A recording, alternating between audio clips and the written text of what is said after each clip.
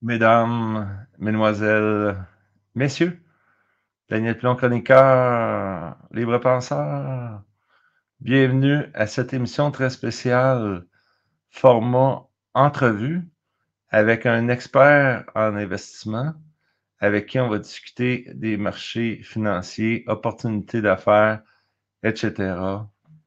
Ben, j'ai un conseiller financier de qualité ici, qui répond au nom de Charles-Alexandre Trudeau. Bonjour Charles-Alexandre. Hey, salut Daniel, comment ça va? Ça va bien toi-même? Oui, ça va très bien, surtout depuis la dernière élection qu'on a vécue aux États-Unis. Les clients sont contents, ils font de l'argent, là. Ben, exactement, exactement. Puis c'est le fun parce que le marché s'attendait à ça. Donc, ceux qui sont dans le domaine financier savaient probablement que Trump était pour gagner, contrairement à tout ce qu'on entendait, c'était même pas proche. Puis on l'a vu, les résultats, effectivement, qui étaient même pas proches.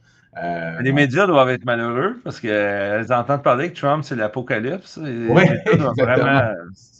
Mais ça dépend quel média qu'on regarde. Si on regarde CNN, pour eux, c'est le désastre. Si on regarde Fox, c'est la victoire, là. Ça dépend. Il y a plusieurs médias, c'est vraiment des clans. Là. Aux États-Unis, il y a comme deux seuls partis, fait que t'es bleu ou t'es rouge. Mais même au Canada, je pense qu'il y a beaucoup de gens plus à gauche qui voyaient Trump comme une extrême droite, puis c'était une menace. Mais en fait, on voit que ces politiques ressemblent beaucoup à d'autres politiques de gouvernement de droite ailleurs dans le monde. Fait que, écoute, on commence par où, là? Moi, écoute, je suis pas ça comme toi, là, mais je sais, comme la plupart qui nous écoutent, que les marchés ont littéralement, ce qui ont explosé, ont monté de façon significative depuis Oui, l'élection, hein? ben absolument. On a vu les marchés, donc le S&P 500, le Nasdaq, les grandes bourses américaines ont vraiment parti dans la bonne direction. Ils ont pris de la valeur depuis l'élection de Trump. Les crypto-monnaies aussi ont pris de la valeur. L'or, par contre, à l'inverse, a perdu un peu de valeur. Et c'est important, je pense qu'on parle ce matin, ce matin, on est plutôt en après-midi maintenant, mais de comment voir les choses. Il faut prendre un peu de recul parce qu'on peut être bien content ou bien malheureux, dépendant dans quel cas on était là, pour les élections américaines. Mais ce qui compte, c'est de pas d'avoir raison, c'est de faire de l'argent. Donc, c'est d'avoir des résultats positifs dans notre vie suite à cette élection-là.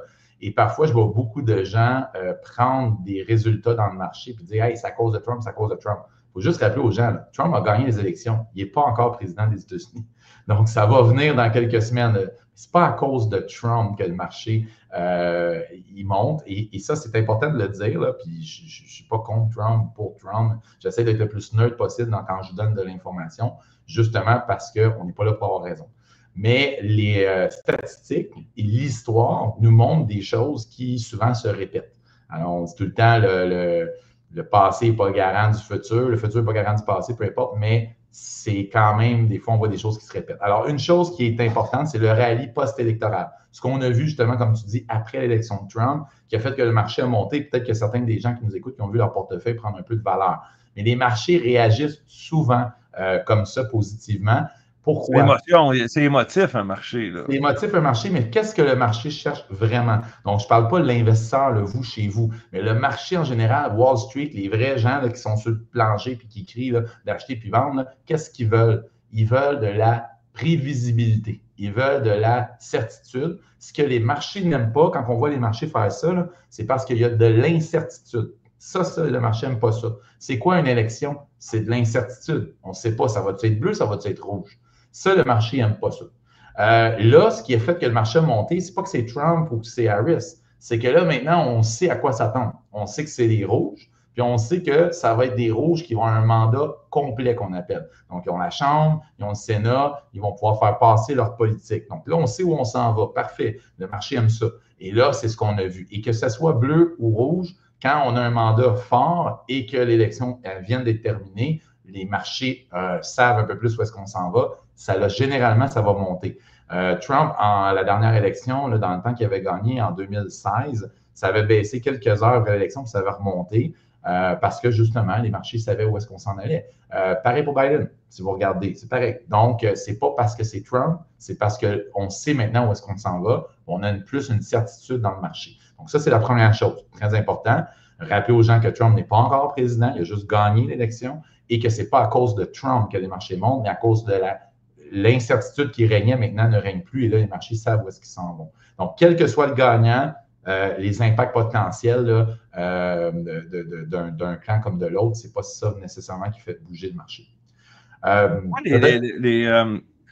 Les politiques, les promesses de Trump qui font que le marché. Y a-t-il quelque chose de rationnel qui dit, bon, ben moi, je ne sais pas, je vais régler le cas de la Fed ou bien je vais stimuler l'investissement ou c'est quoi concrètement là, si on avait du rationnel à mettre là-dedans? Bien, il y a les grandes lignes du programme de Trump qui va probablement être mis de l'avant parce qu'il y aura un mandat fort, donc ça va être plus facile pour lui de faire passer ses politiques.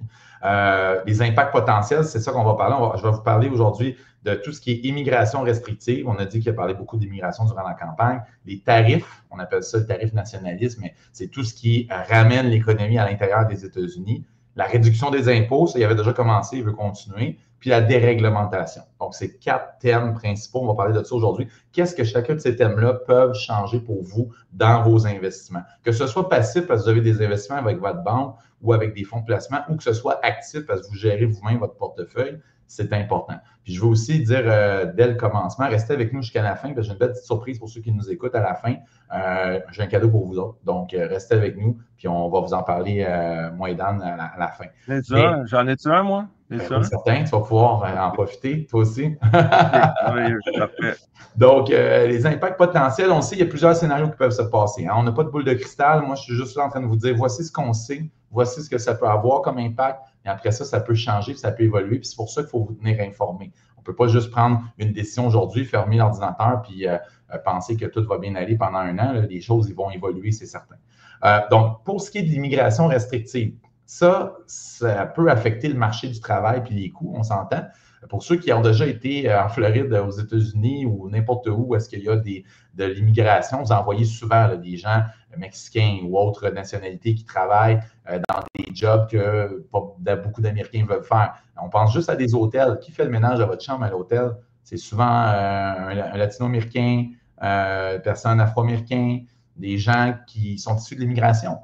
Donc, ces gens-là travaillent dans des jobs que les gens ne veulent pas faire à des coûts que les gens ne voudraient pas être payés non plus. Donc, si on les enlève, c'est sûr que ça a un impact dans l'économie et ça a un impact qu'on appelle inflationniste. Donc, ça veut dire que les coûts vont augmenter. Si on les enlève, parce qu'il faut les remplacer par quelqu'un qui va être syndiqué, qui va être mieux payé. C'est juste logique, là, ce que je vous dis. C'est juste qu'il faut y penser. On prend du recul, on réfléchit. Qu'est-ce que ces politiques-là peuvent apporter à l'économie? Puis même si des fois, on aime bien Trump, on est comme « Ouais, yes, sir », c'est pas toujours « yes, sir », ça va être bon pour vous parce qu'il l'a dit. Ça peut avoir des impacts qui sont parfois perverses. Oui, l'idée est bonne, mais de l'autre côté, ça a un impact négatif sur votre prospérité et la prospérité du pays, du collectif. Donc, c'est très inflationniste, les politiques immigration restrictive, parce que ça enlève des gens qui sont prêts à travailler à des jobs souvent mal payés que les gens ne veulent pas faire. Donc, première chose, pensez à ça. Deuxième chose, les tarifs. Les tarifs, quand on parle des tarifs, c'est les tarifs douaniers, mettre des droits de douane sur des produits de Chine parce qu'on n'est pas content envers la Chine, fait qu'on met des taxes sur ce qui vient de la Chine. Il veut mettre la totale là-dedans, là, je pense. Absolument, hein? Absolument. Comme le Canada a fait dernièrement sur les véhicules électriques chinois, 100% de taxes sur des véhicules électriques chinois, des véhicules qui, en passant, coûtaient beaucoup moins cher et étaient beaucoup meilleurs que ceux qu'on fabrique ici. Le Canada a fait ça, pourtant, Trudeau, c'est la marionnette de... C'est qui a dû faire ça, là? C'est très simple, c'est pour sauver l'industrie automobile nord-américaine. Parce qu'encore une fois, c'est le même principe que ce qu'on vient de dire avec l'immigration. Quand on est dans des pays d'immigration, là où les immigrants viennent, là-bas, ça coûte moins cher de faire fabriquer des affaires. Fait que si tu veux sauver ton industrie avec des gens syndiqués puis payer 50$ de l'heure puis payer tant double la fin de semaine, ben, il faut que tu mettes des politiques restrictives. Sinon, tout le monde va acheter le char ailleurs qui coûte moitié du prix. Alors, c'est vraiment Trump aux États-Unis fait quoi lui, avec ça? Oui, je m'excuse. Ouais. Non, pas de problème. Mais puis juste une parenthèse pour les autos électriques, là, parce que ça s'appliquait là-dessus. Les autos électriques, là, ça, je pense qu'ici, on est tous d'accord là-dessus, là, mais pour ceux qui sont vos voisins, vos amis, qui pensent encore que les voitures électriques, c'est pour sauver la planète, n'importe qui est économiste, qui comprend ça, comme moi, je comprends les domaines financiers, ce n'est pas une proposition environnementale. Il y en a des propositions environnementales. Ça n'en est pas une. C'est important que les gens comprennent ça. C'est une proposition économique. C'est exactement pour ce que je viens de dire. C'est pour sauver l'industrie automobile. Donc là, au lieu d'acheter un char à gaz, vous achetez un char électrique. Ça pollue autant de différentes façons, mais ça sauve l'industrie automobile. Ça crée des jobs, ça fait rouler l'économie. C'est tout, point barre. Fait que si quelqu'un vous parle de sauver l'environnement avec un char électrique, Vous dites non, c'est une proposition économique, ce n'est pas une proposition environnementale. Juste fin de la parenthèse. C'est juste ça que je voulais vous dire. Oui. Mais au tarif. Donc, si on met des droits de douane sur des produits, ça veut dire qu'ils coûtent plus cher. Fait que même si on achète les mêmes produits, ils vont coûter plus cher. Qui va payer? C'est vous autres qui allez payer. Fait que c'est comme, oui, ça tape sur les doigts peut-être de la Chine, mais au final, c'est vous autres qui payez pour. Fait que, puis il y a des produits que vous achetez pas directement. Si vous achetez une compagnie qui fabrique un produit qui, lui, s'alimente avec des pièces en Chine, il va payer plus cher. Ça veut dire qu'il va vous le vendre plus cher. Inflation encore. Donc, encore de l'inflation. Fait que ça, faire ça, c'est encore très inflationniste. Ça entraîne une augmentation des prix des biens et des services. Donc, il n'y a rien de super le fun là-dedans. Là. À date, là, vous n'êtes pas gagnant dans cette idée-là. Fait que oui, il va sauver nos jobs. Oui, mais sauf que ta job, après ça, que tu vas avoir, tout autour va coûter plus cher. Fait que tu as sauvé ta job, mais tu es plus pauvre qu'avant parce que tout coûte plus cher. C'est ça qu'on appelle l'économie, ramener l'économie puis être protectionniste. D'ailleurs, Poilievre l'est aussi un peu protectionniste. Toute la plupart des gouvernements de droite sont plus protectionnistes ces temps-ci. En fait, on a une couple de 100 000 qui travaillent, qui ne travaillaient pas, mais tu en as des millions et des millions que tout coûte plus cher. Exactement. Fait que oui, tu as encore ta job, mais tu achètes beaucoup moins de choses avec le même revenu parce que tout coûte plus cher. Fait que c'est pas nécessairement 100% gagnant pour tout le monde. Les droits de douane, je m'excuse de te couper. Oui. Les droits de douane, c'est salé. As-tu des exemples? Ou un meilleur exemple, il y en a plusieurs sur différents trucs, puis ils veulent en mettre aussi pour le Canada en passant. Fait que c'est pas bon pour notre économie à nous non plus. Mais si vous achetez beaucoup de choses qui viennent des États-Unis, c'est définitif, ça va coûter plus cher. Par exemple, au Canada, comme je dis, sur les voitures électriques chinoises, c'est 100% le droit de douane de plus. Fait que quand tu fais venir un char qui coûte 40 000, tu payes 40 000 de droit de douane, fait que finalement, il t'en coûte 80. Mais ça, cet exemple-là s'applique sur plein d'affaires aux États-Unis. Je n'ai pas d'exemple précis parce qu'encore une fois, comme j'ai dit, Trump n'est pas encore président. Donc, il veut faire des choses, mais ça a le temps de changer avant que ça passe au Conseil, puis que ça soit voté, ratifié, puis appliqué. Fait que ça peut prendre encore des mois avant que ça se passe. Pensez pas que parce qu'il va rentrer puis faire son assermentation dans 2-3 semaines, que tout va changer demain matin. Là, ça va prendre des mois avant que ça se fasse. Mais ça va probablement se faire parce que c'est pour ça qu'il a été élu. Donc, s'il ne le fait pas, il va se faire traiter de paria. Donc, ça, c'est inflationniste. C'est pas bon pour vos placements parce que, en fait, c'est pas bon pour vous économiquement, mais c'est bon pour vos placements. Pourquoi?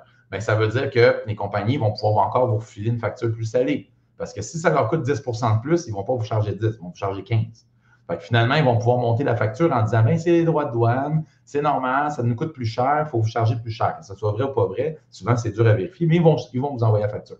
Donc, les compagnies vont probablement avoir des revenus encore plus élevés. Que ça, c'est bon pour vos placements, mais ce n'est pas bon pour votre prospérité personnelle.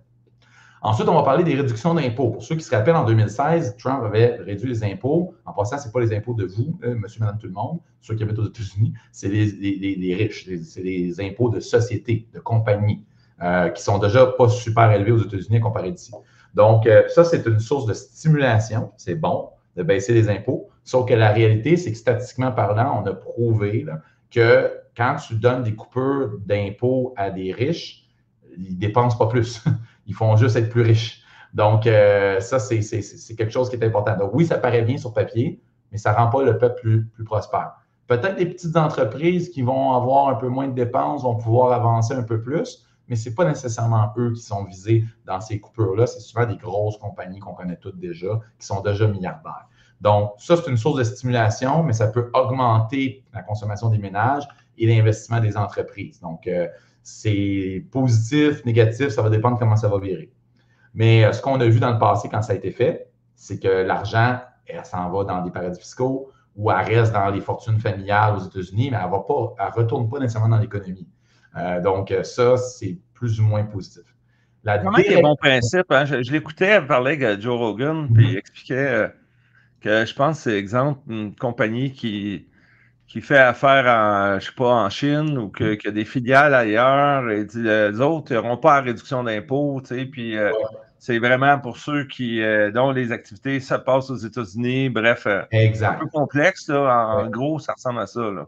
Mais tu as raison, parce que dans le fond, à un moment donné, il avait dit à Apple, Si vous ne ramenez pas, je ne me souviens plus c'était quoi exactement la situation, mais c'était quelque chose, comme tu dis, qu'il y avait une production en Chine ou il y avait des trucs ailleurs. Si vous ne ramenez pas ça là, on va augmenter, exemple, vos taxes ou vos produits. Justement, on va mettre des taxes sur les produits d'importation. Puis finalement, Apple avait plié et avait ramené un gros montant d'argent d'ailleurs aux États-Unis. Parce que c'est ça qu'il dit, c'est que si vous faites de l'argent aux États-Unis, vous devez le réinvestir aux États-Unis. Parce que si tu fais de l'argent aux États-Unis et tu t'en vas l'investir ailleurs, bien, finalement, ça ne bénéficie pas aux Américains. Donc, ça, effectivement, c'est une bonne chose, mais c'est ce qui fait aussi que c'est protectionniste. Ça, c'est ce qu'on appelle du protectionnisme. Fait que oui, entre moi et toi, tout le monde est d'accord, ben oui, ça fait du sens. Mais si on fait ça, ça l'amène de l'inflation. Fait que c'est bon puis c'est pas bon parce que si tu amènes tous les jobs aux États-Unis, tout va te coûter plus cher. Fait que tu n'es pas tant gagnant. Des fois, il faut que certaines affaires se fassent faire ailleurs parce que la majorité des gens aujourd'hui, je leur dis, es-tu prêt à payer le double pour ta TV? Ben non, je ne suis pas prêt à payer le double. Ouais, mais tu crées des jobs au Canada. Ah ouais, ben, je m'en fous un peu. Je vais l'acheter quand même la moins chère qui est faite en Chine. C'est ça que le monde font. Quand tu leur donnes le choix, il y a certaines affaires que le monde sont prêts à faire un compromis. Mais si je te dis que c'est le double du prix, tu ne vas pas l'acheter au Canada. Tu vas l'acheter fait le moins cher possible sur Amazon, puis sur Temu, puis c'est ça que le monde fait en réalité. Fait que c'est pas vrai que les gens sont prêts à payer le double du prix pour sauver des jobs. Donc, si tu obliges les gens à faire ça, c'est très inflationniste, puis au final, c'est pas bien mieux. Déréglementation, par contre, on a vu beaucoup de choses sur les crypto-monnaies, on a vu beaucoup de choses qui se sont passées. Ça, c'est une source de stimulation. Ça, c'est une source qui peut améliorer l'efficacité, la croissance des entreprises, de rendre le processus plus simple. Tu sais, au Canada, là, on dit souvent, c'est donc bien compliqué d'avoir des business, des affaires de même. On peut-tu avoir un processus qui est simple? Bien, aux États-Unis, ils veulent faire ça avec Trump. Puis avec Elon Musk aussi, s'il réussit à rentrer sur le fameux Doge, là, donc le Doji, c'est l'espèce de système pour réévaluer l'efficacité du gouvernement. Moi, ça, j'y crois, puis je pense qu'on devrait tout le faire. Par contre, est-ce que c'est correct de le confier à un multimilliardaire qui est comme vraiment dans la poche droite de Trump? Je ne sais pas, il est bien brillant, ce gars-là, mais c'est un opportuniste. Pour ceux qui le connaissent un peu, vous irez lire sur Elon Musk, c'est un brillant, mais c'est un opportuniste. Donc, c'est sûr que s'il se tient à côté de Trump, c'est pas pour rien. Puis, il n'a pas toujours été pro-Trump. À un moment donné, il a shifté durant la campagne. On le voyait tout le temps dans tous les rassemblements, tout le temps à côté. Ceux qui ont écouté le combat en fin de semaine de UFC, il était assis direct à côté de Trump devant le ring. Donc, il y a une opportunité pour lui. Le SpaceX pourrait devenir un contrat majeur avec la NASA. Ils sont déjà, mais ça va devenir encore plus gros. S'il prend le contrôle justement des finances de l'État, ça va lui donner un pouvoir exceptionnel à Elon Musk. Donc là, après ça, on peut spéculer sur toutes sortes de choses. Jamais vu. En fait, conflit d'intérêt, c'est jamais vu, ça, Charles. C'est méga conflit d'intérêt. Tu sais, le monde, ils sont tous contents. Ah, ouais, attends une minute, là. T'es content pour l'instant. La journée, il va mettre des politiques que tu ne seras pas content, puis qu'il va avoir le gros bout du bâton, puis tu n'auras rien à dire, tu vas chialer. Donc, il faut être quand même intelligent quand on émet des propos. Puis même si on aime bien Trump ou bien Elon Musk, il faudrait techniquement qu'il y ait quand même une certaine barrière pour éviter des conflits d'intérêts qui n'ont pas de bon sens comme celui-là, tu as raison. Mais ce gars-là, des bonnes idées. C'est méga conflit d'intérêt. Ouais. Mais quand tu n'as pas vu la crypto, qu'est-ce qui a changé? La crypto, c'est qu'il est très ouvert à la crypto. Il faut dire aussi que Donald Trump est entouré de pro-crypto en ce moment. Elon Musk est un pro-crypto, JFK est un pro-crypto. Il y a beaucoup de pro-crypto dans son entourage et c'était d'ailleurs une chose dans sa campagne électorale. Il avait fait dans une conférence de crypto-monnaie il y a 1 an, je pense, ou il y a quelques mois, une déclaration comme quoi s'il était élu, il créerait une réserve nationale américaine de Bitcoin. Donc, c'est sûr que si, puis d'ailleurs, je me souviens plus, une sénatrice dernièrement qui a dit qu'elle aimerait prendre les certificats d'or des États-Unis, les vendre, puis acheter de la crypto à la place, acheter des bitcoins. Quand on s'entend crypto, attention, on ne parle pas de toutes les cochonneries de crypto, là, il y en a des milliers, là, on parle de bitcoin. On ne parle pas d'autres choses, on ne parle pas d'Ethereum, on parle de bitcoin. Donc, si il achète effectivement du bitcoin, ça représenterait à peu près 10 de tous les bitcoins en circulation. Donc, c'est sûr que ça serait inflationniste pour le Bitcoin. Et d'ailleurs, c'est pour ça que le Bitcoin monte, parce que là, on anticipe que les États-Unis pourraient en acheter prochainement. On anticipe des déréglementations plutôt qu'avec le gouvernement démocrate qui était un peu contre les cryptos. Donc, il aurait peut-être mis plus de barrières à l'entrée. Mais encore une fois, ce n'est pas fait. Et même si ça se ferait, ça va prendre des mois là, avant que ça se fasse vraiment. Donc, ça, je ne suis pas certain. Et l'or, c'est quelque chose qui va toujours rester, même si le Bitcoin est une forme d'or numérique un peu. Je ne pense pas que l'or va crasher dans les prochaines années. Et justement, en ce moment, il y a des gens qui vendent de l'or pour acheter du Bitcoin. C'est ce qui fait que ça monte puis que l'or descend, parce que techniquement, il ne devrait pas descendre l'or en ce moment avec les politiques américaines. Mais l'or, selon les experts et moi-même, j'y crois, d'ici la fin de l'année, devrait retourner dans les 3000, puis en 2025, devrait aller dans les 3200 à peu près. Donc, l'or va continuer tranquillement. Et c'est justement pour ça que j'y crois, parce que l'or, c'est vraiment une source de défiance un peu de la monnaie américaine. Fait que si vous faites partie de ceux qui pensent que la dette américaine a un impact important sur la valeur de leur monnaie, ben, tu achètes moins de dollars américains et tu achètes plus d'or. Parce que l'or est un peu une valeur refuge, une monnaie neutre qui n'a pas d'impact sur les dettes internationales, etc. L'autre chose aussi, c'est qu'on a vu que ça se passe avec des monnaies, ça se saisit. Là, je ne parle pas juste du convoi des camionneurs. Là. Regardez la Russie qui se fait saisir des comptes qu'elle avait d'obligations américaines, d'argent aux États-Unis. Ça, c'est grave. Ça, c'est très grave. On n'avait pas vu ça avant. Tu avais des guerres, le monde mettait leur argent à gauche, à droite, puis ça comme personne ne touchait au trésor de personne. Ça se passait politique, mais finalement, ton argent était là, puis tu peux reprendre quand tu voulais. Qu'est-ce que ça m'envoie comme message à tous les réseaux d'autres pays? Oh, la journée où je ne vais plus être ami avec les États-Unis, je vais me faire saisir mes actifs qui sont là. Fait qu'est-ce que tu veux faire? Tu veux sortir tes actifs. Tu veux les mettre dans quelque chose d'autre, dans quelque chose qui est peut-être plus neutre, puis qui est moins saisissable. Tu achètes des lingots d'or, tu achètes des bitcoins, tu achètes des trucs comme ça. Tu sais. Donc, ça, c'est la raison pourquoi je ne pense pas que les cryptos et l'or vont arrêter de monter. Peut-être qu'on va avoir une stabilisation dans le prix, puis après ça, on va revenir. On va peut-être avoir des up and down, c'est normal. Mais tu vois, sur mes analyses que je fais au Prosperity Club, qui est le club privé que je gère depuis bientôt 16 ans avec mes partenaires, dans lequel on fait des analyses régulières, justement, de différents actifs, dont les crypto-monnaies, notre objectif est à 118 000. Donc, 110, puis là, on est à 98 000 aujourd'hui. Fait qu'on a pris 40 à peu près dans le dernier mois seulement. Là. Fait que depuis les élections, on a monté de façon fulgurante, effectivement, comme tu l'as dit. 118 000, 118 000 dollars américains. Toujours en dollars américains pour ceux qui nous écoutent, qui sont peut-être... Le Bitcoin, tu parles du Bitcoin. Le Bitcoin. Okay. Ceux qui sont peut-être habitués de regarder les devises, les Bitcoins ou l'or en dollars canadiens, ne faites pas ça. Personne ne fait ça. C'est toujours en dollars américains la devise de référence. Donc, le dollar américain pour l'once d'or, quand je parlais tantôt de 3 000 $, américains. La cible pour le Bitcoin, 118 000 américains. Mais c'est quoi cet engouement-là? Est-ce qu'on va devenir une société qui... Notre monnaie va être le Bitcoin? C'est quoi? On va avoir des parcelles de Bitcoin? C'est vraiment comme l'or. Donc, c'est vraiment comme une valeur refuge qui est un peu une espèce de droit d'honneur à la devise. Donc, si vous dites, notre gouvernement est trop endetté, je ne crois plus à la devise, tu achètes de l'or, tu achètes du Bitcoin, tu achètes d'autres choses. Tu n'as pas le choix d'avoir de la devise pour payer tes comptes, là, mais tu te diversifies dans d'autres choses que la devise que tu penses qui va peut-être perdre la valeur. Mais je peux vous dire une chose, parce que je sais que souvent les gens me parlent de ça, c'est quoi je pense de ça. Je le répète encore aujourd'hui, ça va prendre des décennies avant que le dollar américain perde son hégémonie. Okay? Donc, pourquoi? Parce que toutes les grosses transactions mondiales passent par le dollar américain. Oui, il y a les BRICS, oui, il y a d'autres alternatives, mais c'est infime par rapport au volume. J'avais déjà montré des statistiques d'ailleurs sur le volume de transactions en dollars américains sur les obligations mondiales, qui est le plus gros marché liquide de placement mondial. Ça passe par le dollar américain. Les transactions sur beaucoup de biens, de grains, de toutes sortes d'affaires, c'est le dollar américain. Il y a d'autres alternatives, mais c'est encore infime. Ça n'a pas du tout la force de pouvoir compétitionner le dollar américain avant très longtemps. Donc, même s'il y a le dollar américain, il y a beaucoup de dettes au pays où il est émis, avec les États-Unis, ça ne veut pas dire que le dollar américain va tomber à zéro demain matin. OK, ça, oubliez ça, là.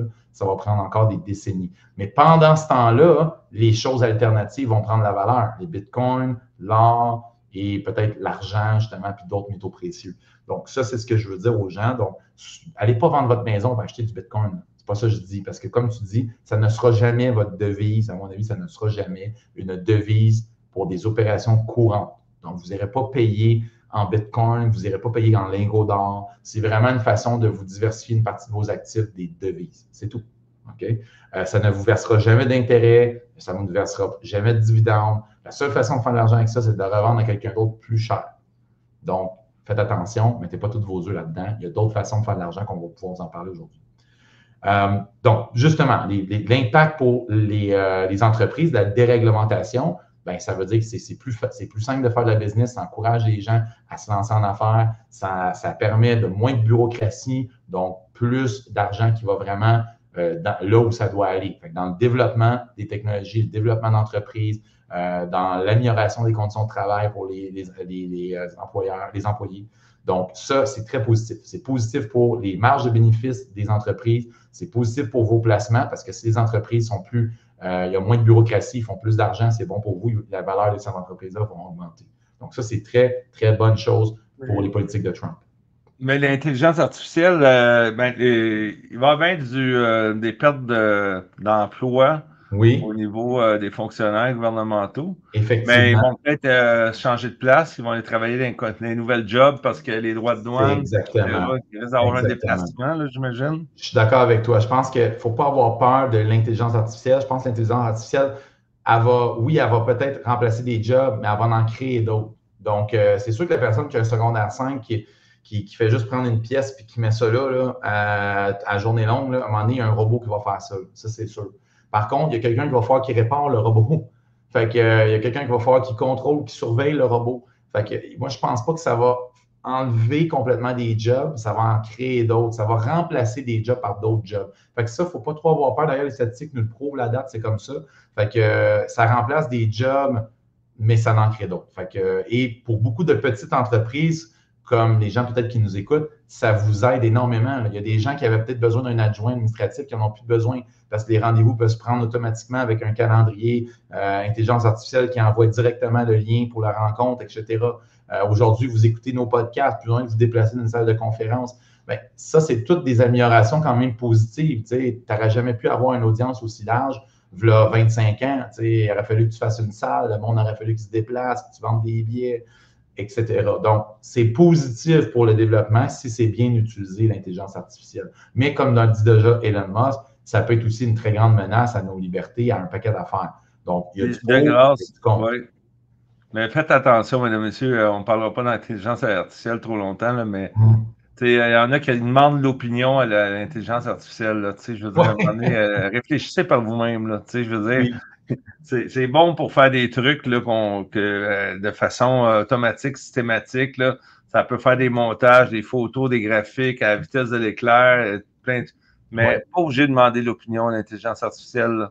Non, Des... puis challengez-la. Souvent, quand ils vont vous donner une réponse intelligence artificielle, il y a souvent des erreurs. Je m'en suis rendu compte, surtout dans le truc financier. Il faut que je la corrige. Hey, c'est pas vrai ça. Puis là, elle refait une recherche. Oh, tu as raison, je m'excuse. Fait que c'est pas toujours, prenez pas tout pour acquis.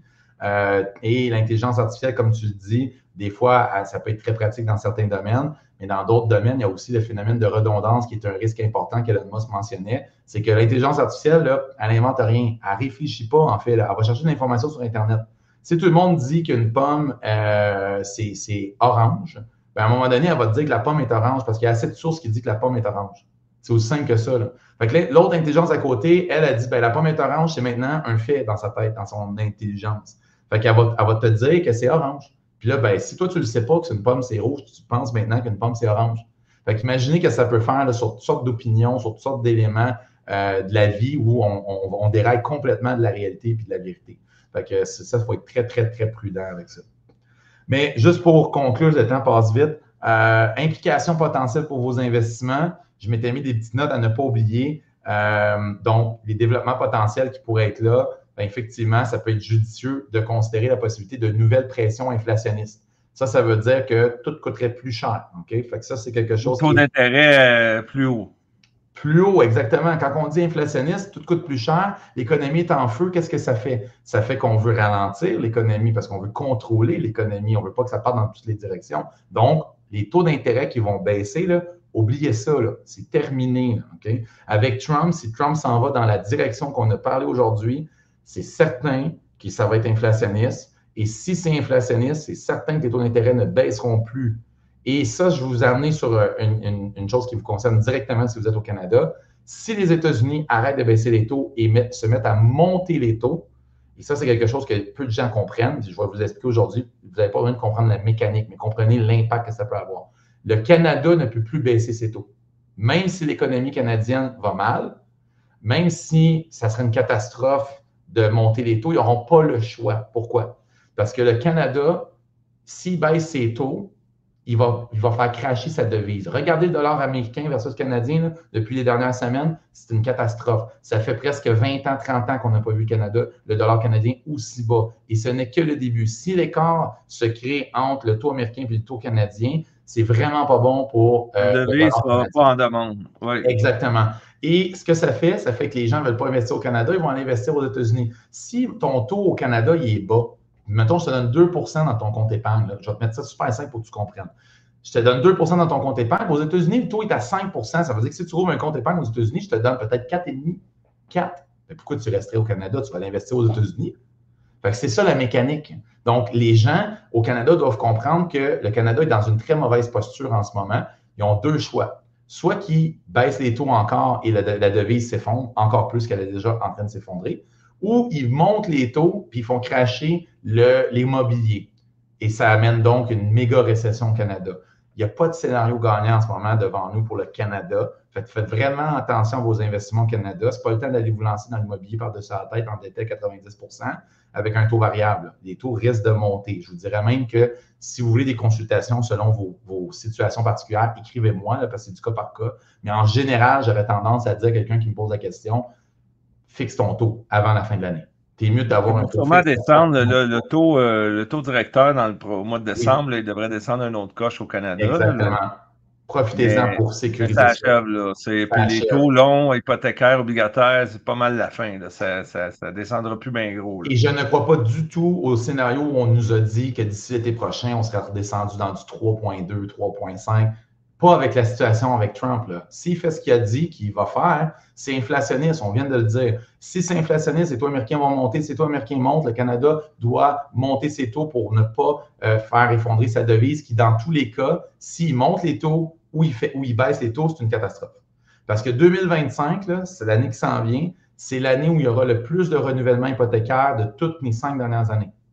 Donc, c'est sûr que si tout le monde renouvelle puis passe à du 2, à du 5, à du 1, à du 4,5, ça va faire mal, même si on reste comme on est là. Fait que s'il faut qu'ils montent les taux, ça va faire encore plus mal. Fait que là, le gouvernement, le Canada, en fait, ce n'est pas le gouvernement, c'est la Banque du Canada, doit choisir est-ce qu'on sauve l'immobilier ou on sauve l'économie. Mais on s'entend toute la gang qui nous écoute là, que je sauve un ou l'autre. Si j'abandonne l'autre, ça fait mal. Là. Dans tous les cas, ça fait mal.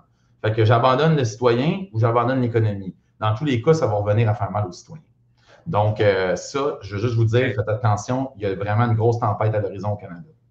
Mais avant que tu abordes l'autre bloc, là, la dette américaine, toi, Charles-Alexandre Trudeau, là, ça ne te rend pas nerveux, ce graphique-là qui, écoute, Effectivement. Oui, ça me rend finira nerveux. jamais, ça? Bien, ouais. Effectivement. Il y a différentes façons de penser parce que les gens souvent pensent hey, ça n'a pas de bon sens. Moi, si j'aurais, mettons, 2 millions de dettes, je ne m'en sortirais jamais, je gagne 50 000 par année. Il ne faut pas oublier qu'un pays, ce n'est pas la même chose que vous individuellement. Un pays, là, techniquement, c'est éternel. Fait que si toi, tu dois de l'argent à ton chum, puis tu es éternel, tu es un vampire qui ne meurt jamais comme dans les films, là, ça se peut que tu peux se dire, il va te payer dans le 1000 ans ton argent. Tu calculeras l'intérêt, je te paierai dans le 1000 ans. Fait que tu t'en fous un peu. On passera d'autres que je t'en remette. Ouais, ça, par en avant. C'est ma 8e génération. C'est ça, ma 8e génération te remboursera. Là, mais ce n'est pas ça la réalité dans nos vies. Mais dans des pays, c'est comme ça. Et il ne faut pas oublier une chose. Tu te dois de l'argent à toi-même, ce n'est pas la même chose que tu dois de l'argent à quelqu'un d'autre. Toi, quand tu travailles, tu te fais payer en dollars canadiens. Ce n'est pas toi qui as le printer. Là. Tu travailles pour des dollars canadiens. Comme on a dit tantôt, ton dollar canadien, des fois, il peut avoir plus ou moins. Puis si après ça, tu t'en vas en voyage, ça te coûte plus ou moins cher. Pas toi qui décides. Tandis que quand c'est toi le printer, c'est toi qui te dois à toi-même, c'est pas la même game. Fait que là, tu te dois à toi-même, ben, tu imprimes plus, puis tu te rembourses dans un livre comptable, tu sais comment ça marche. Donc, tu peux jouer avec ça bien facilement. Là. Les comptabilités d'entreprise, tout ça, là, des fois, tu peux jouer avec les chiffres, ça a l'air beau, puis c'est pas beau. Mais c'est pareil là, pour les gouvernements. Mais la réalité, c'est que je ne dis pas que c'est pas grave. Je dis juste que l'impact de cette situation-là va être beaucoup plus lente à arriver que ce que certains le pensent. La dette, ce n'est pas nouveau. Puis ça va prendre encore des décennies, à mon avis, avant qu'on ait vraiment un impact, comme je disais, qui va faire en sorte que le dollar américain baisse vraiment à un niveau qui est problématique. Parce que là, en ce moment, là, je veux dire, si tout le monde continue d'utiliser le dollar américain, là, puis tout le monde a encore confiance au dollar américain, je veux dire, entre moi et toi, là, si on décide de s'échanger des coquillages, puis qu'on dit tout que ça vaut une pièce, tout le monde est d'accord que ça vaut une pièce, on s'échange des coquillages, puis tout le monde est heureux. Là. Fait que c'est le même principe de l'argent papier. Ça ne vaut rien, l'argent papier, mais on se l'échange. Pourquoi? Parce qu'on sait que l'autre, quand il va aller au dépanneur avec le 20$ qu'il t'a donné, il va acheter pour 20$. Mais c'est aussi simple que ça. C'est que c'est une question de confiance. Est-ce que les gens ont confiance dans le dollar américain? Est-ce qu'à l'international, les gens continuent d'avoir confiance de faire des transactions de dollar américain? Tant que la réponse va rester oui, ça ne sera pas un problème. Mais effectivement, de plus en plus, les yeux se retournent tranquillement. Regardez, ouais, OK, ça commence à être une grosse dette. Puis la réalité, c'est que si on regarde, vous pouvez aller sur Internet, taper le compteur de la dette américaine. Juste depuis qu'on se parle, ça a augmenté de genre 1 million. C'est aussi fou que ça. C'est ultra, ultra rapide de comment ça avance vite. Et même si Trump dit qu'il va couper dans des dépenses, etc., et ça, c'est mon prochain sujet, je ne crois pas que c'est possible. Pourquoi? Parce que même s'il coupe dans l'administration publique, ce n'est pas un si gros morceau que ça du budget américain. Un des gros morceaux, c'est l'armement, c'est l'armée. Pensez-vous vraiment que la situation mondiale va couper dans le budget de l'armée américaine? Je ne pense pas. Là. Il est en tête à tête avec la Chine, avec la Russie, avec plein d'autres ennemis qui commencent à se lever de partout. Ce n'est pas le temps de couper dans l'armée américaine. Donc, ça, il ne fera pas. Ça m'étonnerait énormément. Et où est-ce qu'il reste à couper? Il veut couper des impôts. Fait qu'il ne peut pas couper tant que ça dans la machine qui est déjà là. Il pourrait aller chercher plus d'impôts, mais là, il veut les couper, les impôts. Il ne veut pas en mettre plus, il veut les couper. Fait que je ne vois pas comment il pourrait baisser la dette américaine là, de façon significative. Là, parce que pour arrêter l'hémorragie, il faut que tu arrêtes que l'intérêt s'accumule. Il faut que tu rembourses au moins tout l'intérêt pour arrêter que ça s'accumule. Puis après ça, il faut que tu rembourses un peu de capital pour que ça finisse par baisser. Un peu comme vous, quand vous avez une maison, vous devez la rembourser. Si vous payez juste les intérêts, ou si vous payez comme dans le temps de la pandémie, il y en a qui avaient fait des ententes avec les banques. Je ne vais pas monter ton paiement. Oui, mais l'intérêt est rendu plus haut. Fait que là, finalement, tu avais ton même paiement, mais ta dette, elle augmentait quand tu payais. C'est une vraie arnaque. Là, c'est ça, les États-Unis en ce moment. Surprise. Ouais, surprise. Tu es rendu, tu as une bubble, tu as une grosse bubble, ta maison, tu dois plus. L'amortissement négatif du capital. Voyons donc, c'est ça, il faut vraiment être dans le trouble. Quand tu es rendu là, vends ta maison, tu n'as pas les moyens. C'est pour ceux qui avaient emprunté à taux variable et paiement fixe. Pour ceux qui ça ne marche pas, ça. Ça ne marche pas pantoute. Ça, c'est vraiment pas le scénario où on veut aller. Mais il y a des pays qui s'est rendu de même. Mais la bonne nouvelle, c'est que les États-Unis doivent leur dette en dollars américains. C'est eux le dollar américain. Le problème, c'est des pays qui ont des dettes en dollars américains, mais ils n'ont pas le dollar américain. Pensez à des pays émergents là, qui ont des yens ou qui ont d'autres devises. Eux autres, il faut qu'ils convertissent leurs devises pour acheter des dollars américains pour payer leurs dettes. C'est pour ça que je vous dis que ce n'est pas demain matin qu'on va voir le dollar américain tomber, parce que la dette mondiale, elle est principalement en dollars américains. Fait que même si tu n'es pas d'accord, tu as un paiement à faire, m'excuse mon chum, ton dollar canadien, tu vas le transformer en dollar US puis tu vas nous payer. C'est de même que ça marche. Puis s'ils ne le font pas, ils vont se faire saisir des actifs, ils vont débarquer, ils vont saisir leurs ressources comme ça s'est fait partout ailleurs. Comme la Chine fait que d'autres pays en passant. Okay? Ce n'est pas juste les États-Unis, c'est l'espèce de grosse botte impérialiste. Les BRICS l'ont aussi entre eux. Là. Fait que ce n'est pas la panacée.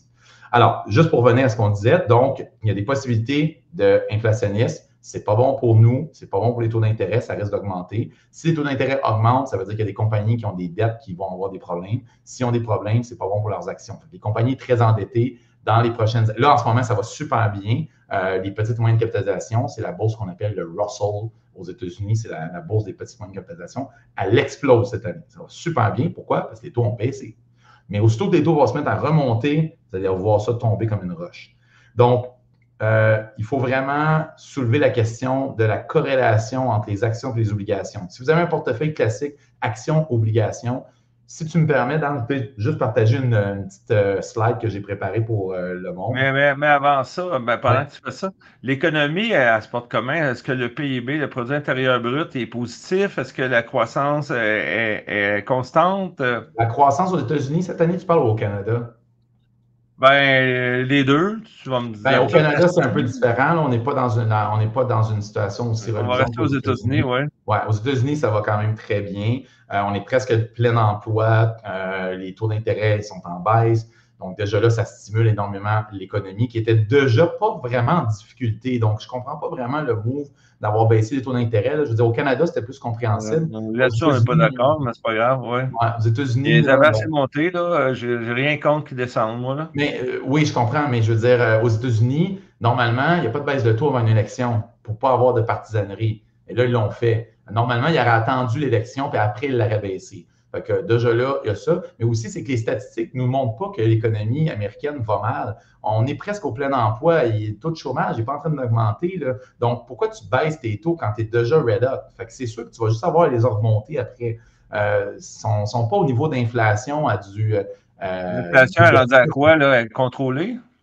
Proche. On est genre à 3,8%. Donc, tu sais, c'est pas loin de la cible. Je pense qu'on est même descendu en bas de 3 dans les dernières données. Il ne faut pas oublier, les données sont tout le temps quelques mois en retard. Donc, peut-être qu'on est mieux. Si c'est bon, le 3 mois, c'est peut-être encore mieux maintenant. À l'inverse, si ça va mal, c'est encore mal. Oui. On a soif de graphiques. Ben oui, les graphiques, c'est le fun. On aime ça, voir des choses qui sont concrètes. Donc, je vais te partager ça. Image. OK. Donc, ce que je veux vous montrer ici, c'est juste une slide de JP Morgan. Donc, tu sais, c'est de la recherche sérieuse. C'est comment il y a d'actions sur les bourses américaines. Tu sais, des fois, les gens disent « Ah, moi, je ne veux pas investir en bourse » ou « Moi, je veux investir en bourse ». Mais regardez ici, là, il y a 21 000 compagnies. Est-ce qu'on voit mon graphique? Oui, on voit une courbe qui descend, un graphique avec une verticale, une horizontale, et une courbe qui descend vers le bas. Et puis, je vais vous expliquer ça pour ceux qui ne nous voient pas, là, qui sont ceux qui nous écoutent à la radio, oui. Exact. Donc, ce que ça dit, c'est qu'il y a 21 000 compagnies aux États-Unis qui ont un revenu plus élevé que 100 millions américains. Il y a 21 000 compagnies qui font plus que 100 millions de chiffre d'affaires aux États-Unis. C'est beaucoup. Par contre, il y a seulement 15 de ces compagnies-là qui sont en bourse. Il y a 85 de ces compagnies-là qui ne sont pas en bourse. Donc, il y a quand même une grosse différence entre les années 1990 et aujourd'hui. Dans les années 98, tu vois, en 1998, on était autour de 7000 compagnies qui étaient listées publiques. Donc, ça veut dire que tu pouvais acheter des actions en bourse, toi, chez vous, là, avec ton ordinateur, tu peux faire ça.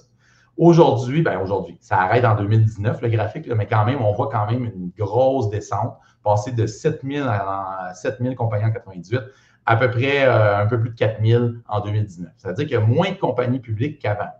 Et ça ne veut pas dire qu'ils font moins d'argent ou qu'il y a moins de compagnies qui font d'argent. Au contraire, c'est juste qu'il y a moins de compagnies qui vont publiques. C'est un graphique qui montre le nombre de compagnies publiques, c'est ça, avec le temps. Qui sont en bourse, que vous pouvez acheter des actions de façon publique. Oui. Alors, qu'est-ce que je veux vous dire? C'est ça qu'on appelle, les gens qui nous écoutent, quand on appelle une société publique, c'est parce que tout le monde peut acheter des actions. Donc, c'est à la bourse, ça se transige, les actions. Exactement, c'est public. Donc, vous et moi, on peut en acheter facilement. Vous allez sur Internet, vous tapez NVIDIA, vous voulez acheter une compagnie, acheter une action d'NVIDIA ou d'Amazon ou d'Apple ou de n'importe quoi, Métro, Couche-Tard, vous pouvez acheter cette action-là puis en détenir une partie de la compagnie. Vous n'aurez pas de droit de vote, mais vous allez participer à la croissance de cette compagnie-là. Donc, ce que ce graphique-là nous dit, c'est que si on veut investir intelligemment, il faut aussi aller investir dans des compagnies qui ne sont pas nécessairement juste les compagnies en bourse, parce que sinon, ça veut dire qu'on est juste exposé à 15 des compagnies qui font de l'argent aux États-Unis. 85 vous manquez le bateau. Comment tu fais pour t'exposer à ça? J'ai une mauvaise nouvelle pour vous, vous n'avez pas accès aux compagnies privées. Donc, les compagnies privées, si vous voulez acheter des actions qui ne sont pas en bourse, c'est beaucoup plus compliqué, puis encore plus si c'est aux États-Unis. C'est comme dans le temps, ceux qui se souviennent, tu avais un certificat de papier, puis là, tu avais une action de la compagnie, tu allais mettre ça dans ton coffre à la banque, puis à un moment donné, quand tu voulais la revendre, il fallait que tu sortes ton papier, tu allais la mettre dans les mains de quelqu'un qui te faisait un chèque, puis lui, il mettait ça ailleurs. Mais c'est un peu comme ça que ça marche dans les compagnies privées. Mais il existe des façons de vous exposer assez facilement à des paniers de compagnies privées. Il existe des fonds de placement disponibles au Canada et aux États-Unis que vous pouvez acheter soit par des ETF, donc des fonds indiciels, soit par des fonds communs par un conseiller financier si vous en avez un. Sinon, vous nous appellerez, ça va nous faire plaisir de vous expliquer comment ça marche. Et ces fonds-là vont avoir accès à les compagnies privées. Donc, c'est une belle façon de venir diversifier vos portefeuilles. Je ne dis pas tout mettre là-dedans, encore une fois. Là. La diversification, c'est la clé, les amis. Donc, mais pourquoi tu parles de ça? C'est une nouvelle mode? C'est quoi? Il y a une tendance? Pourquoi il y a moins de compagnies que tu as à la bourse? Premièrement, ça coûte cher étant la bourse. On doit faire des audits régulièrement. On doit. Oui, tu te rapportes avec du monde. Exact. On doit rendre des comptes. Et pourquoi je vous parle de ça aujourd'hui, c'est qu'avec ce qu'on vient de dire sur les politiques de Trump, si tu es privé, tu es moins impacté par les politiques publiques, tu es moins impacté par la réglementation, tu es moins impacté par les taux d'intérêt, etc. Tu as moins de dépenses reliées justement au fait que tu es dans une bourse et tu détiens le pouvoir de ta compagnie. Si tu es un propriétaire de compagnie et que tu détiens 100 de tes actions, c'est toi qui décides. Quand, par contre, tu te mets en bourse puis que tu vends 80 de tes actions puis tu en détiens encore 20 bien là, c'est plus toi le boss, c'est les actionnaires. Fait que c'est monsieur, madame, tout le monde. Mais c'est pas juste monsieur, madame, tout le monde, c'est principalement des BlackRock, des Vanguard de ce monde qui ont acheté une grosse partie de tes actions parce que c'est ça la game. C'est ça les gros joueurs. Quand une compagnie se lance en bourse, bien, automatiquement, les banques et les grosses sociétés financières achètent les actions. C'est pas un choix, c'est obligé. Donc, c'est comme ça que ça marche. Après ça, toi puis moi, ben là, on a l'accès à les acheter aussi parce qu'on est en deuxième rang. Après ça, on rentre dans le marché public après eux autres. Donc, si tu ajoutes des compagnies privées, c'est une façon d'investir dans des choses qui ont beaucoup moins de volatilité. Parce que si la bourse, elle plante, là, ben, cette compagnie-là n'est pas en bourse. Donc, ça ne changera rien pour elle. Elle ne perd pas de la valeur parce que la bourse a baissé. Fait que si tu as peur que la bourse baisse parce que les manipulations politiques de marché, etc., ben, expose-toi à des compagnies qui ne sont pas en bourse. C'est possible. Donc, ça, c'est juste une idée. J'aime ça quand je viens sur ton show emmener des idées. La dernière fois, j'avais parlé des marchés monétaires. C'était une bonne idée à ce moment-là. Ça peut le redevenir si les taux d'intérêt augmentent. Mais ça, c'est les compagnies privées investissent là-dedans, il faut que le propriétaire veuille mettre des parts. Il faut que. Ben, c'est que ces compagnies-là privées, ils veulent tout du financement. C'est rare qu'ils n'en ont pas de besoin. Fait Ils quand ils ont besoin de financement, empruntent. ils empruntent, mais comment ils empruntent? Ils empruntent pas en une banque, ils empruntent en émettant des obligations ou des actions de leur société auprès de gens qui ont assez d'argent pour en acheter. Ils ne vont pas emprunter 10 000 $, ils n'en ont rien à foutre. Ils veulent emprunter, regarde, on a un bloc, c'est des blocs de 50 millions. Tu as 50 millions, oui, on va te vendre un bloc à toi, puis on va te redonner tant, ou on va te donner tant d'actions à partir de telle date si tu nous prêtes de l'argent. C'est de même, ça marche. Donc, si tu achètes un fonds qui, lui, a assez d'argent pour pouvoir rentrer dans ce game-là, tu vas bénéficier, toi, en tant que petit investisseur qui a peut-être juste 50 000 à mettre, bien, tu vas pouvoir profiter de ce genre de fonds-là qui va aller investir ton argent dans d'autres choses que la bourse publique. Okay? Tu vas investir dans des compagnies privées. Et comme on dit, il y a 2,6 millions, c'est écrit dans le graphique, 2,6 millions de compagnies à travers les États-Unis et en Europe qui sont privées. Okay? Donc, qui sont vraiment privées, qui ne sont pas dans des bourses publiques. Et on voit que la tendance s'accélère. Fait que si vous ne vous exposez pas à ça, puis vous faites juste acheter des indices boursiers normaux, que tout le monde vous parle, le Nasdaq, le S&P, ça se peut que vous manquiez une partie de la raille parce qu'une grosse partie de l'économie va passer par ces compagnies-là privées. Fait que ça, c'est juste ce que je voulais vous montrer rapidement pour les petites idées, la petite idée de partage d'aujourd'hui. Et puis, l'autre chose que je voulais vous dire aussi par rapport à ça, je regarde ce que j'ai pris comme note pour ne rien oublier. Ouais, est-ce que tu en offres à ton bureau de ce genre de fonds-là? Oui, moi, dans le fond, tu l'as mentionné au début, c'est important que les gens qui ne m'ont peut-être jamais entendu avant comprennent. Moi, j'ai plusieurs licences. J'ai la licence de conseiller en sécurité financière. Ça veut dire tout ce qui est produits d'assurance, fonds distincts. Je fais aussi des produits d'épargne collective, donc tout ce qui est fonds communs, placement plutôt classique. Et j'ai aussi une licence en investissement alternatif. Quelqu'un qui me dit, moi, je ne sais pas par où commencer, j'aimerais ça investir dans le crypto-monnaie. Je peux faire ça. Et tu peux acheter des fonds de crypto-monnaie dans ton REER, dans ton CELI ou dans un compte non enregistré, bien sûr. Et moi, j'ai les licences pour t'en parler. Donc, si tu veux parler à quelqu'un qui sait de quoi il parle et qui a le droit de t'en parler légalement avec les compétences et les certifications, ben tu m'appelleras puis je t'en parlerai. Un domaine excessivement réglementé. Hein, ça, oui. Moi, je l'ai appris.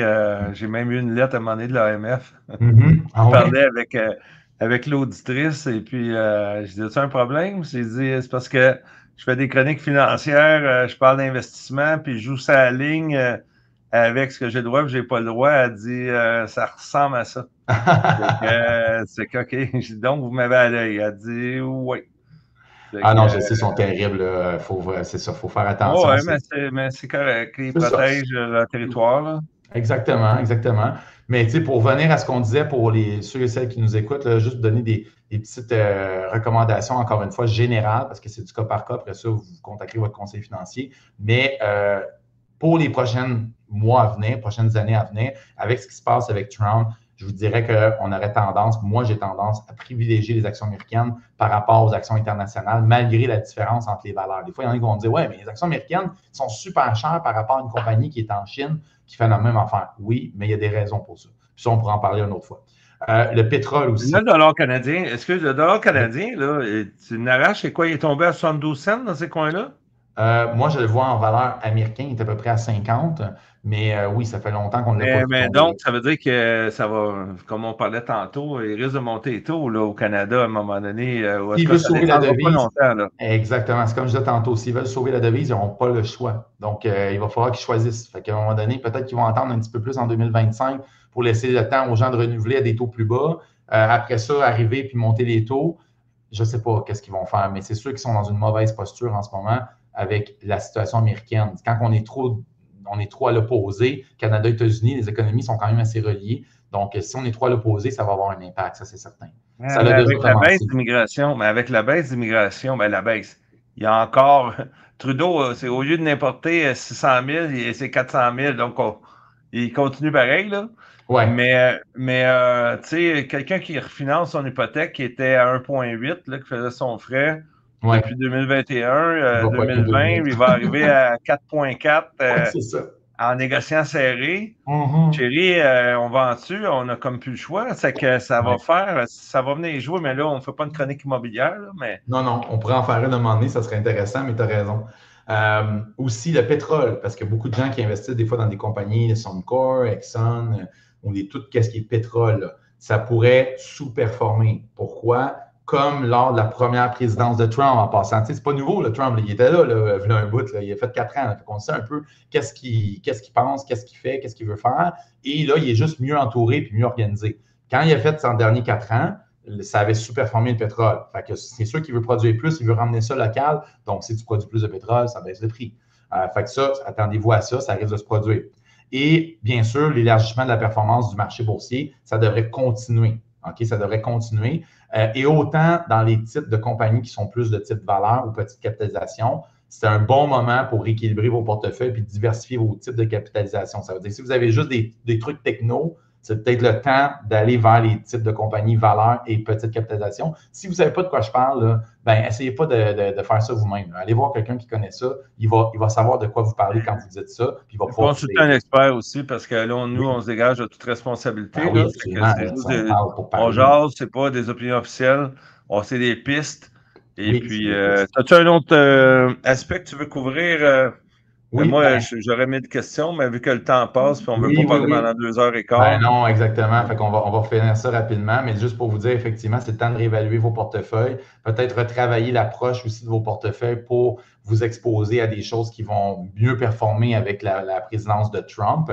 Et aussi, comme je disais tantôt, vous rappeler que les élections américaines, là, en général, toutes les années confondues, là, que ce soit bleu ou rouge, là, en général, la bourse américaine a rapporté depuis 1945 12,5 par année. Dans les démocrates, c'est une moyenne de 14,4 puis les républicains, 10,8 Mais en général, la bourse, elle performe, que ce soit bleu, que ce soit rouge. Donc, arrêtez d'avoir peur. Puis oui, même si vous êtes content, vous avez gagné vos élections, c'est pas pour ça que vous devriez investir ou pas investir, vous devriez toujours investir. Parce que la pire affaire que vous ne pouvez pas faire, c'est de ne pas investir, d'avoir peur, puis d'être en retrait, puis d'attendre que les choses aillent mieux. Il va toujours avoir des situations up and down, il va toujours avoir des conflits quelque part, il va toujours avoir une récession qui pop à un moment donné. C'est des choses qui viennent et qui vont. Mais si vous investissez correctement, vous allez passer au travers de ces tempêtes-là, puis vous allez finir par faire des rendements qui battent l'inflation. Et c'est ça que vous devez faire, c'est ça votre mission. Battre l'inflation, puis payer le moins d'impôts possible de façon légale. Vous avez le droit, c'est votre mission. Il y a des façons de le faire, puis si vous le faites, vous allez réussir à vous démarquer des gens autour de vous qui ne le font pas. Parce que si tu places à 2 à 3 d'intérêt, moins l'impôt, versus l'inflation, tu sais, à un moment donné, tu recules, là. C'est pas Absolument. compliqué, là. Tu achètes moins d'affaires que tu en achetais il y a 10 ans. C'est ça l'affaire. Quelqu'un qui a des CPG là, depuis 5 ans, là, il mange ses bas, là, tout coûte plus cher, les affaires ils ont doublé, puis lui, il a fait 3, 4, 5. Il est tout fier parce qu'il a fait 5 dans son CPG. La première fois en 10 ans que j'ai 5. Oui, mais tout a monté de plus que 5. Tu n'as pas fait une scène. Fait que le monde ne comprenne pas ça. Mais je veux terminer avec ma petite annonce, si tu me permets, à moins que tu avais d'autres Mais questions. là, je veux juste dire aux gens que les gens qui veulent t'écrire là, sur le site web de GF Momentum, là, le Oui, site web, ça s'écrit pareil. oui. Évidemment, il n'y a pas de majuscule, là, C'est c'est tout .ca. ensemble. .ca. gfmomentum.ca. Ouais. G comme Ben, gestion, écrivez F un comme courriel là, puis finance. ça va se rendre à Charles-Alexandre. Ça se peut que vous déliez avec un adjoint ou une adjointe le premier contact, mais bon, vous allez aboutir au boss, ça ne sera pas très long. surtout si vous êtes un investisseur sérieux. Mm-hmm. Et puis, tu as une petite annonce à faire, vas-y donc. Oui, ben juste pour le site, là, pour être certain qu'il n'y a pas de confusion, c'est G comme gestion, F comme finance, momentum.ca. Ma petite annonce, c'est que, comme vous le savez, c'est pas la première fois que je viens sur le show. Moi, j'ai les licences de conseiller financier. Je peux vous aider si vous ne voulez pas faire les choses. Mais il y a beaucoup de gens qui veulent prendre en main leurs finances, qui veulent s'éduquer comme on l'a fait aujourd'hui. On avait juste une heure, mais les gens veulent s'éduquer. Puis je vous dis bravo, chapeau, c'est tout à votre honneur. Mais c'est vraiment important de savoir que moi, j'enseigne aussi aux gens à comprendre qu'est-ce qu'on explique aujourd'hui, à mieux saisir les réalités du marché, puis à comment en profiter. Fait que si vous voulez le faire par vous-même, investir dans des cryptos, investir en bourse, c'est possible. Vous pouvez et vous avez le droit. Puis c'est pas si compliqué que ça, mais c'est pas facile non plus. Donc, c'est comme j'aime dire des fois, c'est pas facile, mais c'est simple. Il faut juste prendre le temps d'apprendre puis de le faire. Et pour cette raison-là, j'ai fondé un club, ça fait 16 ans que ça existe, ça s'appelle le Prosperity Club. On en avait déjà parlé. Le site, c'est THE comme 2 en anglais, prospérité en anglais, club.ca. Pas compliqué. Et on a une page Facebook, on a une page YouTube, on a une page Instagram, vous pouvez nous trouver facilement. Et on a une réunion chaque samedi matin qui s'appelle les samedis en direct de 9h à 10h, heure du Québec. Et on a sur ce show-là, moi et 2 de mes collaborateurs qui sont avec nous depuis plusieurs années, qui sont des sommités. Tu sais, quand je vous dis, là, faites affaire avec des gens qui savent de quoi ils parlent, pas votre beau-frère, pas votre ami qui a investi 100 000, qui est devenu millionnaire avec le Bitcoin. Tant mieux pour lui, mais il ne connaît rien pareil. Quand vous lui posez des questions, il ne connaît rien. Il a juste été chanceux et il a fait de l'argent avec le Bitcoin. Good for him. Moi, j'ai acheté le Bitcoin en 2016 à 2000 $, puis je veux dire, c'est correct. Mais moi, je veux vous montrer comment ne pas faire des erreurs. Comment ne pas perdre votre argent. C'est la première affaire. Avant d'en faire, apprenez à ne pas en perdre. Et dans ce show-là, on répond à vos questions, on vous partage des opportunités, on vous partage nos propres investissements pour que vous puissiez apprendre et vous inspirer de ça. Et normalement, il faut être membre pour avoir accès à ce show-là qui a lieu chaque semaine. Et là, cette semaine, j'avais envie de vous offrir la possibilité d'y participer gratuitement. Vous n'avez même pas besoin d'aller sur le site, vous inscrire, rien. On va vous mettre le lien Zoom. Cliquez là-dessus le samedi matin, le 7 décembre. Ça va être gratuit pour tout le monde. Vous pouvez partager avec vos amis, votre famille, votre beau-frère, justement, qui ne connaît pas grand-chose, puis qui vous dit tout le temps de sortes d'affaires que vous avez les yeux grands ronds quand il vous parle, invitez-le à ce show-là. Je pense que vous allez vraiment apprécier. Il va y avoir des choses à compter après. Oui, mais ceux qui écoutent à la radio, juste écrire peut-être un courriel à GF Momentum. Là, il y a moyen de t'écrire un courriel. Absolument. Puis, ils vont recevoir le lien. Ça c'est plus simple pour nous. On peut peut-être le mettre aussi dans les commentaires si jamais il y en a qui veulent. Oui, mais pour ceux qui regardent la vidéo, oui. Oui, exactement. Sinon, vous pouvez m'écrire directement. Je peux vous aussi donner mon adresse courriel. C'est Charles avec un S, A commercial, gfmomentum.ca. Ou si vous voulez m'écrire pour le club, c'est la même chose. Charles avec un S, A commercial, de prosperityclub.ca. OK? Donc, c'est ce que je voulais vous dire. C'était mon petit cadeau d'aujourd'hui. J'espère que vous allez en profiter puis que vous allez Charles, un commercial, quoi? Charles quoi? Charles de THE, prospérité avec un Y, club.ca.